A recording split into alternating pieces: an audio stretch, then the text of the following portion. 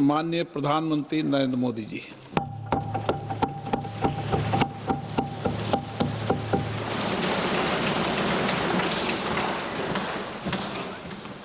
आदरणीय अध्यक्ष महोदय,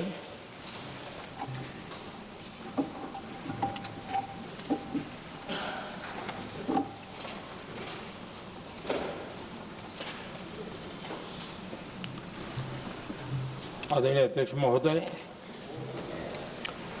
मैं इस सम्मानित सदन में पश्चिम एशिया में चल रहे संघर्ष और इसकी वजह से भारत के सामने आई चुनौतियों पर बात रखने के लिए उपस्थित हुआ हूं।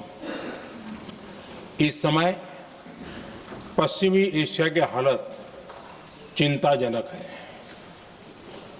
बीते 2-3 हफ्तों में जयशंकर जी ने और हरदीप पुरी जी ने इस विषय पर सदन को जरूरी जानकारी दी है। अब इस संकट को 3 सप्ताह से ज्यादा हो रहा है।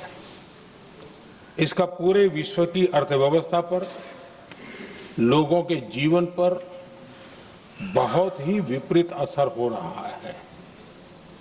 इसलिए पूरी दुनिया इस संकट के जल्द से जल्द समाधान के लिए सभी पक्षों से आग्रह भी कर रही है। अध्यक्ष महोदय, भारत के सामने भी इस युद्ध ने अप्रत्याशित चुनौतियां खड़ी कर दी हैं। ये चुनौतियां आर्थिक भी हैं, नेशनल सिक्योरिटी से जुड़ी भी हैं और मानवीय भी हैं। युद्धरत और युद्ध से प्रभावित देशों के साथ भारत के व्यापक व्यापारिक रिश्ते हैं। जिस क्षेत्र में युद्ध हो रहा है वो दुनिया के दूसरे देशों के साथ हमारे व्यापार का भी एक महत्वपूर्ण रास्ता है।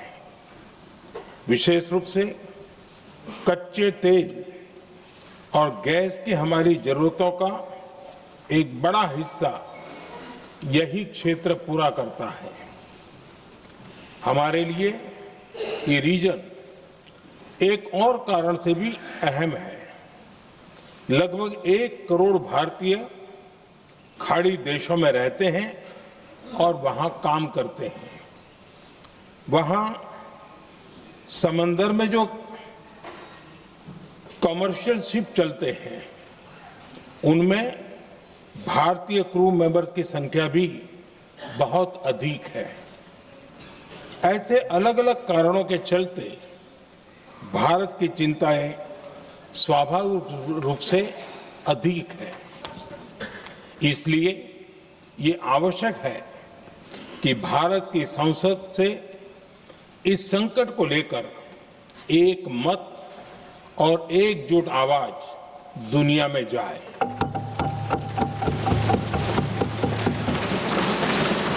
अध्यक्ष जी, जब से ये युद्ध शुरू हुआ है तब से ही प्रभावित देशों में हर भारतीय को जरूरी मदद दी जा रही है। मैंने खुद पश्चिम एशिया के ज्यादातर देशों के राष्ट्राध्यक्षों के साथ 2 राउंड फोन पर बात की है। सभी ने भारतीयों की सुरक्षा का पूरा आश्वासन दिया है। दुर्भाग्य से इस दौरान कुछ लोगों की दुखद मृत्यु हुई है और कुछ घायल हुए हैं। ऐसे मुश्किल हालात में परिवारजनों को आवश्यक मदद दी जा रही है। जो घायल है उनका बेहतर इलाज सुनिश्चित कराया जा रहा है। अध्यक्ष जी, प्रभावित देशों में हमारे जितने भी मिशन हैं वो निरंतर भारतीयों की मदद करने में जुटे हैं। वहां काम करने वाले भारतीय हो या फिर जो टूरिस्ट वहां गए हैं, सभी को हर संभव मदद दी जा रही है। हमारे मिशन नियमित रूप से एडवाइजरी जारी कर रहे हैं यहां भारत में और अन्य प्रभावित देशों में 24/7 कंट्रोल रूम और आपातकालीन हेल्पलाइन स्थापित की गई है। इनके माध्यम से सभी प्रभावितों को त्वरित जानकारी दी जा रही है। अध्यक्ष जी, संकट की स्थिति में देश विदेश में भारतीयों की सुरक्षा हमारी बहुत बड़ी प्राथमिकता रही है। युद्ध शुरू होने के बाद से लेकर अब तक 3,75,000 से अधिक भारतीय सुरक्षित भारत लौट चुके हैं। ईरान से ही अभी तक लगभग 1,000 भारतीय सुरक्षित वापस लौटे हैं। इनमें 700 से अधिक मेडिकल की पढ़ाई करने वाले युवा हैं। खाड़ी देशों में भारतीय स्कूलों में हजारों विद्यार्थी पढ़ते हैं। सीबीएसई ने ऐसे सभी भारतीय स्कूलों में होने वाली कक्षा 10वीं और 12वीं की निर्धारित परीक्षाओं को रद्द कर दिया है। इन बच्चों की पढ़ाई निर्बाध चलती रहे, इसके लिए सीबीएसई उचित कदम उठा रही है। यानी सरकार संवेदनशील भी है, सतर्क भी है और हर सहायता के लिए तत्पर भी है। माननीय अध्यक्ष जी, भारत में बड़ी मात्रा में कच्चा तेल, गैस और फर्टिलाइजर जैसी अनेक जरूरी चीजें हॉर्मुज स्ट्रेट के रास्ते से आती हैं।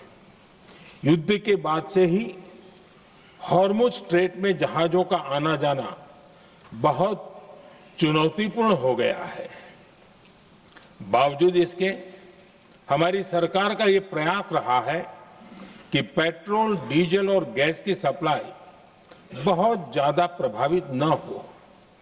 देश के सामान्य परिवारों को परेशानी भी कम से कम हो, इस पर हमारा फोकस रहा है। हम सभी जानते हैं, देश अपनी जरूरत की 60% एलपीजी आयात करता है। इसकी सप्लाई में अनिश्चितता के कारण सरकार ने एलपीजी के डोमेस्टिक उपयोग को प्राथमिकता दी है। साथ ही एलपीजी के देश में ही उत्पादन को भी बढ़ाया जा रहा है। पेट्रोल, डीजल की सप्लाई पूरे देश में सुचारू रूप से होती रहे, इस पर भी लगातार काम किया गया है। अध्यक्ष जी, आज की इन परिस्थितियों में एनर्जी सिक्योरिटी को लेकर बीते एक दशक में उठाए गए कदम और भी प्रासंगिक हो गए हैं। भारत ने बीते 11 वर्षों में अपनी एनर्जी इंपोर्ट का डाइवर्सिफिकेशन किया है। पहले क्रूड ऑयल, एलएनजी, एलपीजी ऐसी एनर्जी जरूरतों के लिए 27 देशों से इंपोर्ट किया जाता था। वहीं आज भारत 41 देशों से एनर्जी इंपोर्ट करता है। अध्यक्ष जी, बीते दशक में भारत ने संकट के ऐसे ही समय के लिए कच्चे तेल के भंडारण को भी प्राथमिकता दी है। आज भारत के पास 53 लाख मीट्रिक टन से अधिक का स्ट्रेटेजिक पेट्रोलियम रिजर्व है और 65 लाख मीट्रिक टन से अधिक के रिजर्व की व्यवस्था पर देश काम कर रहा है। हमारी तेल कंपनियों के पास जो रिजर्व रहता है वो अलग है।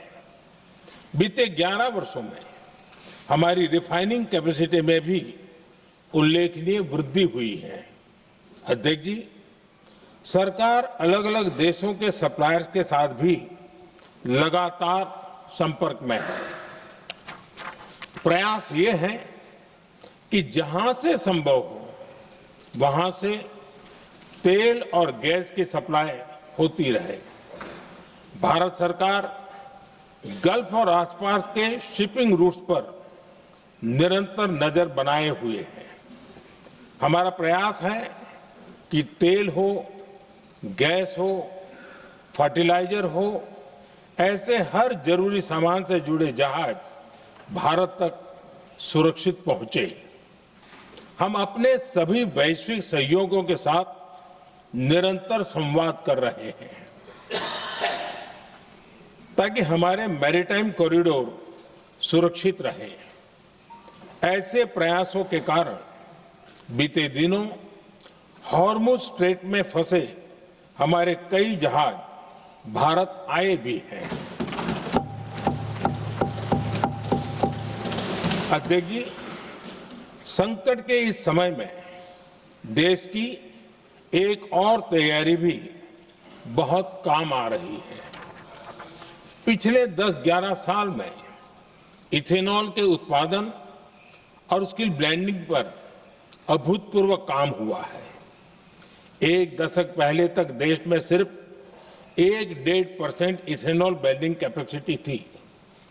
आज हम पेट्रोल में 20% इथेनॉल ब्लेंडिंग के करीब पहुंच रहे हैं। इसके कारण प्रति वर्ष करीब 4.5 करोड़ बैरल कम ऑयल इंपोर्ट करना पड़ रहा है। ऐसे ही रेलवे के बिजलीकरण से भी बहुत बड़ा फायदा हो रहा है। अगर रेलवे का इतना बिजलीकरण न होता तो हर साल करीब 180 करोड़ लीटर डीजल अतिरिक्त लगता। ऐसे ही हमने मेट्रो का नेटवर्क बढ़ाया है। 2014 में जहां देश में मेट्रो नेटवर्क 250 किलोमीटर से भी कम था, आज ये बढ़कर करीब 1100 किलोमीटर हो गया है। हमने इलेक्ट्रिक मोबिलिटी पर बहुत अधिक बल दिया। केंद्र सरकार ने राज्यों को 15,000 इलेक्ट्रिक बसें चलाने के लिए दी हैं। आज जिस स्केल पर वैकल्पिक ईंधन पर काम हो रहा है, उससे भारत का भविष्य और सुरक्षित होगा।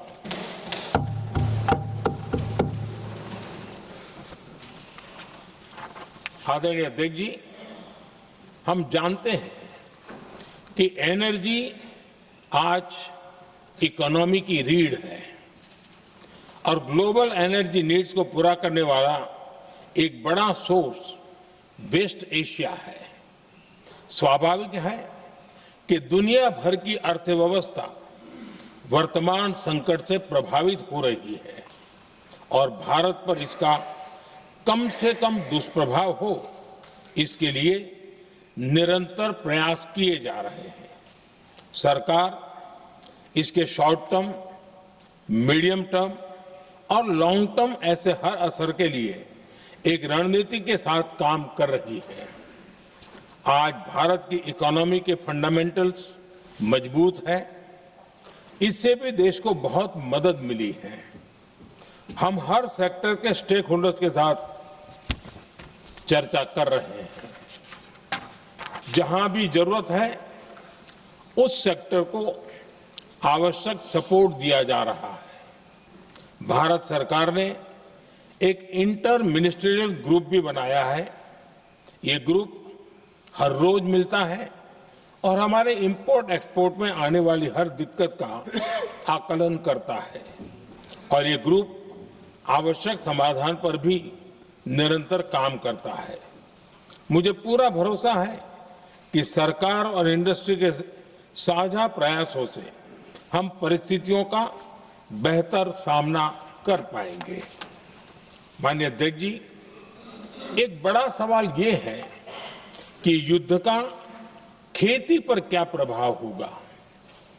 देश के किसानों ने हमारे अन्न के भंडार भर रखे हैं, इसलिए भारत के पास पर्याप्त खाद्यान्न है।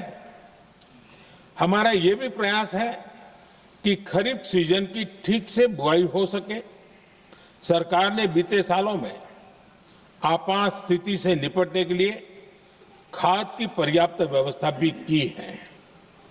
अतीत में भी हमारी सरकार ने दुनिया के संकटों का बोझ किसानों पर नहीं पड़ने दिया था। कोरोना और उस समय के युद्धों के दौरान उस समय भी ग्लोबल सप्लाई चेन में डिस्टरप्शन आ गई थी।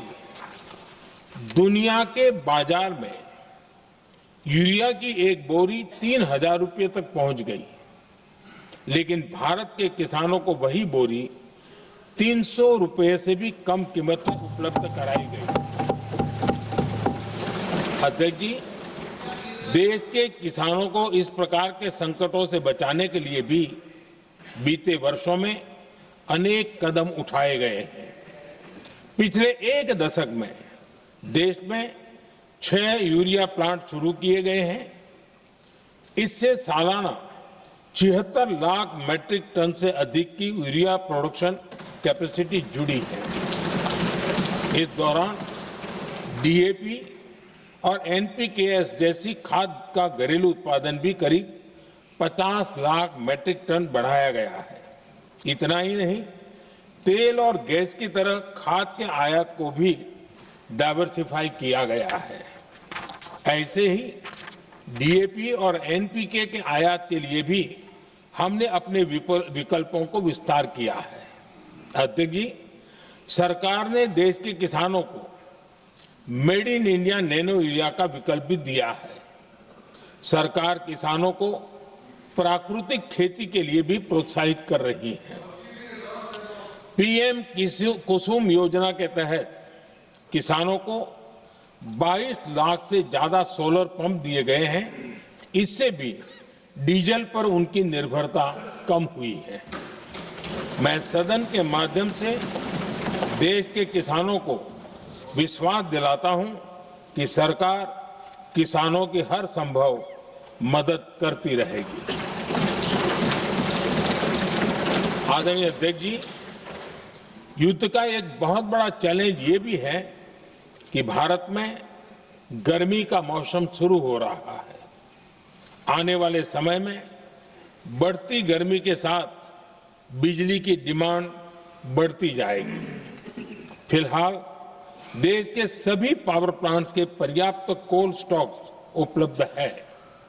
भारत ने लगातार दूसरे साल 100 करोड़ टन कोयला उत्पादन करने का रिकॉर्ड बनाया है। पावर जनरेशन से लेकर पावर सप्लाई तक के हमारे सभी सिस्टम की निरंतर मॉनिटरिंग भी की जा रही है और सरकार की तैयारियां उसको रिन्यूएबल एनर्जी से भी मदद मिली है। बीते दशक में रिन्यूएबल एनर्जी की तरफ देश ने बड़े कदम उठाए हैं। आज हमारी total installed power generation capacity का आधा हिस्सा रिन्यूएबल सोर्स से आता है। हमारी कुल रिन्यूएबल क्षमता आज 250 गीगावाट के ऐतिहासिक आंकड़े को पार कर गई। बीते 11 वर्षों में देश ने अपनी सोलर पावर कैपेसिटी करीब 3 गीगावाट से बढ़ाकर 140 गीगावाट तक पहुंचाई है। बीते वर्षों में देश में करीब 40 लाख रूफटॉप सोलर लगे हैं। इसमें पीएम सूर्यघर मुफ्त बिजली योजना से भी लोगों को काफी मदद मिली है। गोवर्धन योजना के तहत देश में आज 200 कॉम्प्रेस्ड बायोगैस प्लांट भी काम करना शुरू कर चुके हैं। ये सारे प्रयास आज देश के बहुत काम आ रहे हैं। सरकार ने भविष्य की तैयारी और बढ़ाते हुए शांति एक्ट माध्यम से देश में न्यूक्लियर एनर्जी के उत्पादन को भी प्रोत्साहित किया है।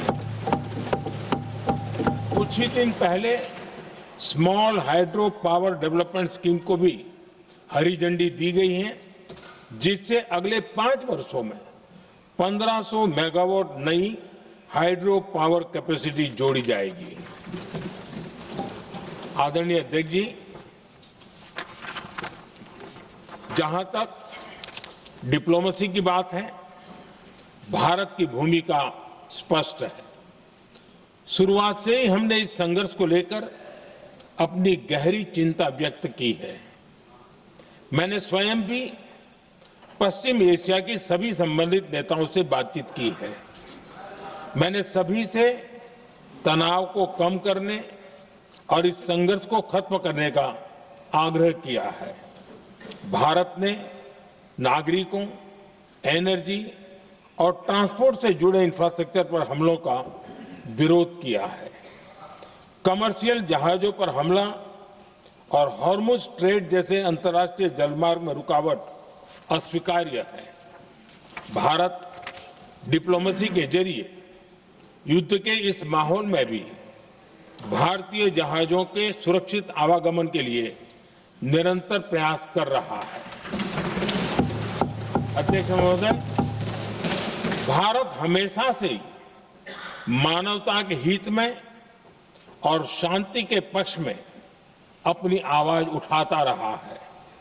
मैं फिर कहूंगा कि बातचीत और कूटनीति ही इस समस्या का समाधान है।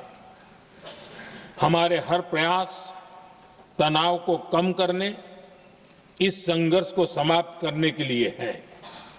इस युद्ध में किसी के भी जीवन पर संकट मानवता के हित में नहीं है। इसलिए भारत का प्रयास सभी पक्षों को जल्द से जल्द शांतिपूर्ण समाधान के लिए प्रोत्साहित करने का है। अध्यक्ष जी, जब ऐसे संकट आते हैं तो कुछ तत्व इसका गलत फायदा उठाने की कोशिश भी करते हैं। इसलिए कानून व्यवस्था सुनिश्चित करने वाली सभी एजेंसियों को अलर्ट पर रखा गया है।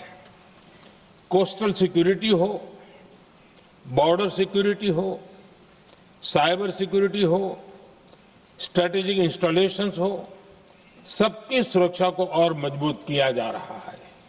अध्यक्ष जी, इस युद्ध के कारण दुनिया में जो कठिन हालात बने हैं, उनका प्रभाव लंबे समय तक बने रहने की आशंका है।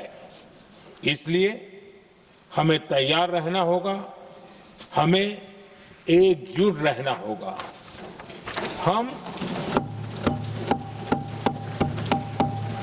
हम कोरोना के समय भी एकजुटता से ऐसी चुनौतियों का सामना कर चुके हैं। अब हमें फिर से उसी तरह तैयार रहने की आवश्यकता है। धीरज के साथ, संयम के साथ, शांत मन से हमें हर चुनौती का मुकाबला करना है। और यही हमारी पहचान है, यही हमारी ताकत है। और हां, हमें बहुत सावधान और सतर्क भी रहना है। हालात का फायदा उठाने वाले झूठ फैलाने का प्रयास करेंगे, ऐसे लोगों की कोशिशों को सफल नहीं होने देना है। मैं देश की सभी राज्य सरकारों से भी इस सदन के माध्यम से आग्रह करूंगा, ऐसे समय में कालाबाजारी करने वाले, जमाखोरी करने वाले एक्टिव हो जाते हैं। इसके लिए कड़ी मॉनिटरिंग जरूरी है। जहां से भी ऐसी शिकायतें आती हैं, वहां त्वरित कार्रवाई होनी चाहिए। देश की हर सरकार और देश का हर नागरिक जब मिलकर चलेंगे तो हम हर चुनौती को चुनौती दे सकते हैं। इसी आग्रह के साथ मैं अपना वक्तव्य समाप्त करता हूं। बहुत बहुत धन्यवाद। माननीय सदस्यगण, जिन्हें आज अपना नियम 307 के अधीन